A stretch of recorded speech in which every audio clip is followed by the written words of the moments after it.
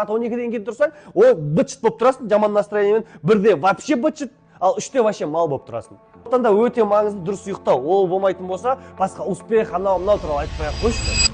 Режимің түзейсің, тамағың түзейсің, 3 мезгіл тамақ энергия ғой. Тамақ энергия ғой. Тамақты 70%-ға жеу керек, 75%-ға жеу керек. Той бап, топ керек емес ол. Одан кейін барып 11-де ұйықтау керек, мелатонин болу үшін, мелатонин гормон бөліну үшін. Хотя бы аптасына 3 рет ертерек ұйықтауға тырысу керек, чтобы сен жақсы настроениеде қалу үшін.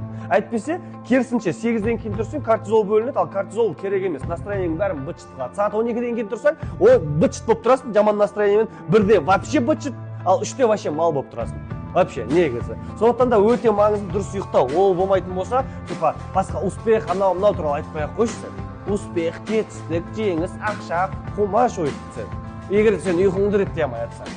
Адам ұйқысымен режимін реттей алмай жатқан адам басқа нәрсесін реттей алмайды ол. Реттеу керек.